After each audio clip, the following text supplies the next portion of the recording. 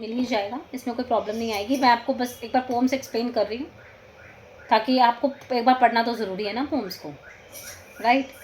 अब aunt Jennifer's tiger, इसमें actual में कोई टाइगर नहीं है। आपके पास हार्ड कॉपी है बुक की? ठीक है।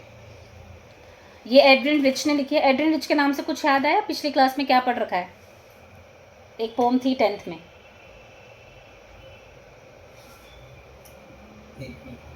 सोचो सोचो। मेरे को 10th का सिलेबस नहीं पता है। 10th का सिलेबस ही नहीं पता है? याद क्यों याद रखूं? नहीं याद? वो वाली पोम याद है जहाँ पे हमने पढ़ा था कि द ट्रीज आर, आपने 10th पढ़ी है कि नहीं पढ़ी? पहले तो आप मुझे ये बताओ। पढ़ी अच्छे से पढ़ी। 10th पूरी रेगुलर क्लास से पढ़ी है कि कैसे पढ़ी है? नहीं, रेगुलर क्लास 11 से। मतलब you went to the school properly ना? जी।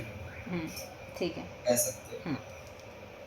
सो द ट्रीज नाम की जो पोम थी उसमें हमने पढ़ा है कि वो फीमेल्स को नेचर को साथ में कंपेयर कर रही है।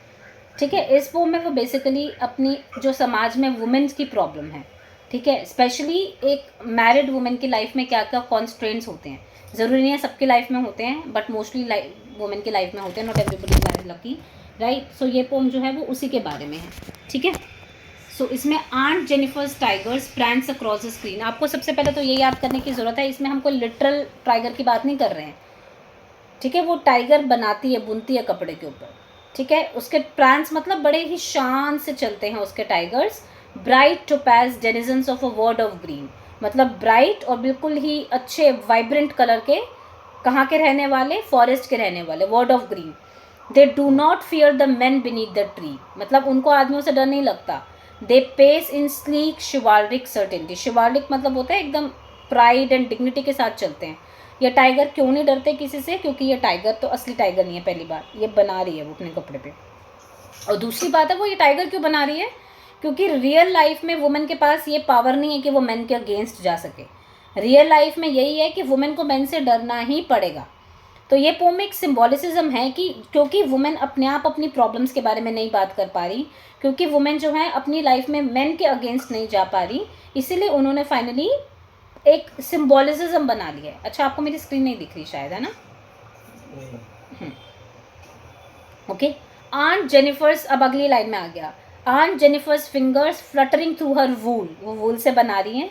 Find even the ivory needle hard to pull. तो ये बताया गया कि एक मैरिड वुमेन मैरिज जैसे इंस्टीट्यूशन में अपने आप को कभी कभी इतना कॉन्स्ट्रेंट फील करती है कि एक पतली सी आइवरी नीडल को वो निकाल नहीं पा रही है। ये एक सिम्बोलिसिज्म है कि लाइफ में इतना स्ट्रगल है, इतने कॉन्स्ट्रेंट्स है that you are not able to do the bare minimum, the massive weight. अब आपको क्या लगता है, अभी मैंने फिलहाल अपनी वेडिंग रिंग नहीं डाल रखी, बट एक रिंग का इतना वेट तो नहीं होता ना, राइट। तो ये एक मुहावरे की तरह, एक सिंबल की तरह यूज़ किया गया है कि शादी का भोज, बेसिकली वेडिंग बैंड का मतलब ये हो गया कि जो शादी का भोज है वो इतना भारी होता है जिसके वजह से वो अपनी लाइफ में कुछ भी नहीं कर पा रही है। It sits heavily upon aunt Jennifer's hand.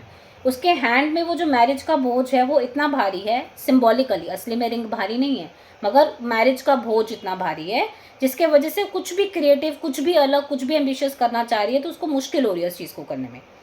अब वो बताते हैं कि ये एंट ये क्यों टाइगर्स बना रही है। When ant is dead, her terrified hands will lie still ringed with ordeals she was mastered by। मतलब कि जो उनके हाथ हैं वो डरे हुए हैं, किसके वजह से?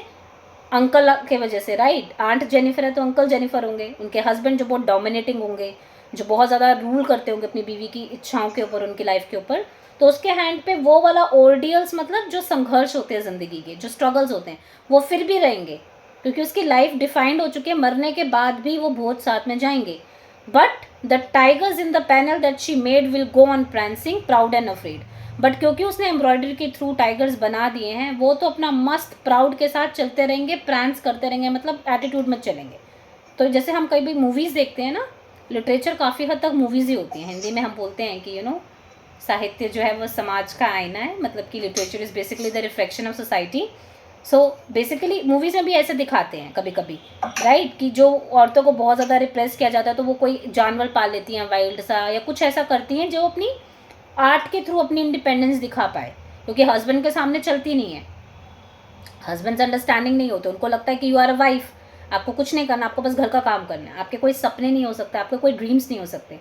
तो आंट जेनिफर अपने आर्ट के थ्रू उसको एक्सप्रेशन देना चाहती है, जो बातें वो अपने पति को नहीं बता सकती कि मेरे अंदर भी एक टाइगर छुपा हुआ है, मैं भी प्राउड से रह सकती हूँ, मेरे में भी प्राउड है, मुझे भी आज़ादी चाहिए, मुझे भी अपनी मर्जी से घूमना है, वो आंट जेनिफर खुद नहीं कर सकती। इसलिए उन्होंने टाइगर्स बना के ये मैसेज समाज को देने की कोशिश की है उन्होंने, कि टाइगर्स उस चीज़ का एक रिफ्लेक्शन है समाज में, कि वुमेन के अंदर भी एक टाइगर हो सकता है, बट हमारे सोसाइटी के मेन उस टाइगर को मारने की, उसको साइलेंट करने की कोशिश करते हैं। ठीक है, हाँ जी। हाँ 5 पोम्स पढ़ ली हमने आज, राइट। मैंने आपको सबका आइडिया दे दिया है। आई एम प्रिटी श्योर अगर आपने अच्छे से सुना होगा तो ये 5 पोम्स आपकी हो जाएंगी। वो 5 पोम्स हैं हमारी, my mother at 66, keeping quiet, thing of beauty, a roadside stand and aunt Jennifer's tigers. ठीक है, इतनी ही पोम्स हैं हमारे कोर्स में, तो ये आपकी सॉर्टेड हो गई हैं। ठीक है जी, हाँ जी। Okay. During the paper, when you have paper, if you have any doubt you can reach out to me again. ठीक है, okay, I will catch up with you, bye bye. Bye bye.